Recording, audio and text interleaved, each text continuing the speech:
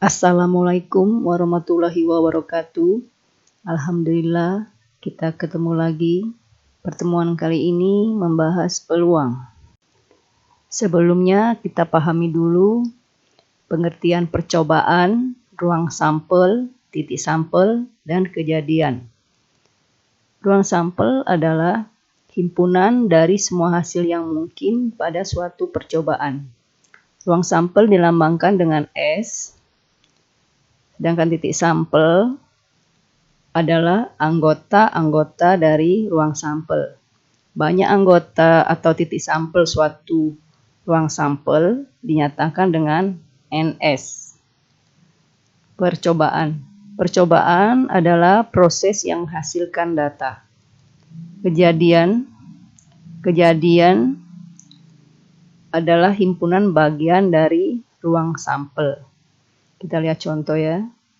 Pada pelemparan sebuah dadu, ruang sampelnya adalah S, di mana S adalah himpunan 1, 2, 3, 4, 5, 6. Untuk titik sampel adalah 1, 2, 3, 4, 5, dan 6.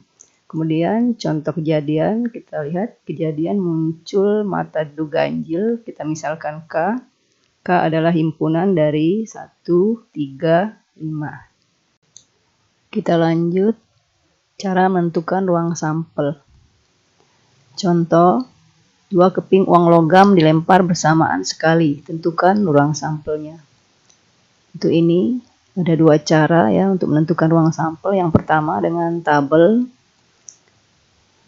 Kita lihat nih, koin 1 angka gambar, koin 2 angka gambar. Kita pasangkan angka-angka, angka gambar, kemudian gambar angka, gambar-gambar. Jadi ruang sampelnya adalah himpunan angka-angka, angka gambar, gambar angka, gambar-gambar. Untuk yang kedua dengan diagram pohon. Koin 1, koin 2 ya, angka-angka kita pasangkan jadi ruang sampelnya angka-angka. Untuk koin 1 angka, koin 2 gambar, kita pasangkan angka gambar.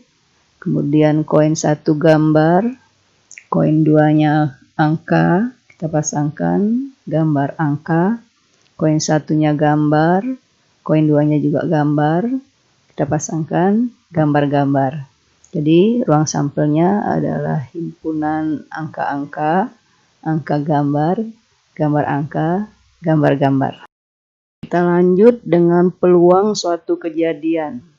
Jika S adalah ruang sampel dari suatu percobaan, dengan tiap anggota S memiliki kesempatan muncul yang sama, dan K adalah suatu kejadian, dengan K himpunan bagian dari S, maka peluang kejadian K dirumuskan sebagai berikut.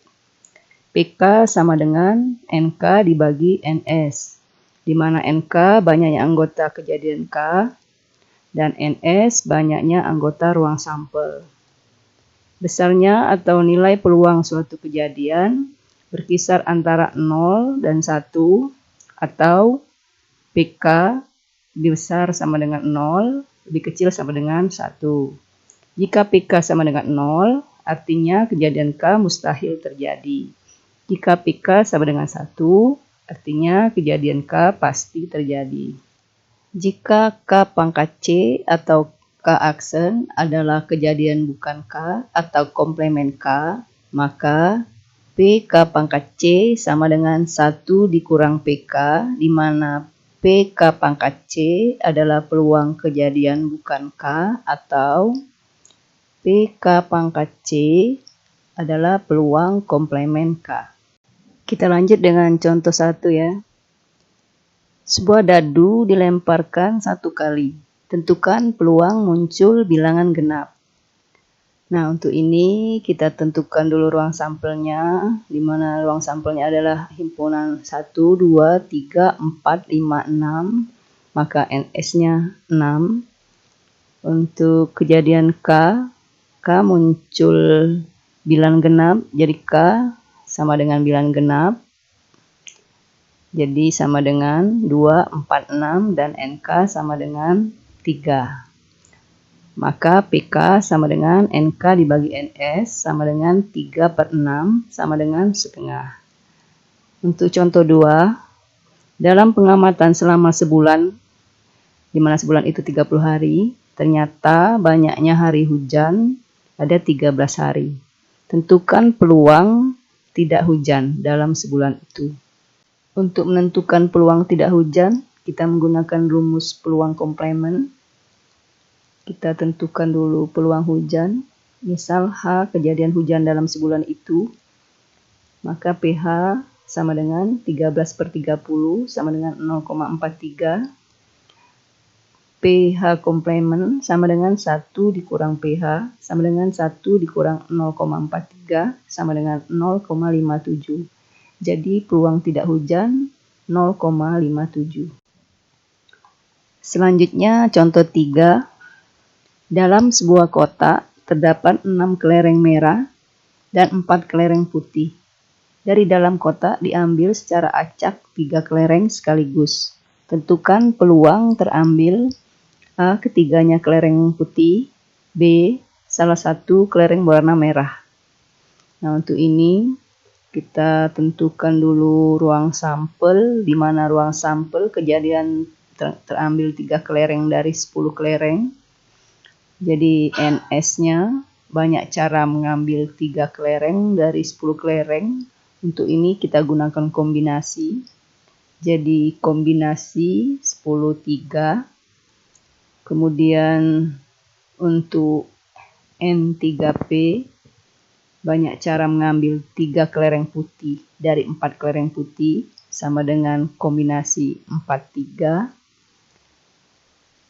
Jadi kita cari dulu ya, kombinasi 10/3 adalah 10 faktorial dibagi 10 dikurang 3 faktorial dikali 3 faktorial. Di sini 10 kurang 3 itu 7 faktorial, jadi 10 ini kita singkat 10 kali 9 kali 8 kali 7 faktorial. 7 faktorial ini kita coret dengan 7 faktorial ini. Untuk 3 faktorial ini 3 kali 2 kali 1.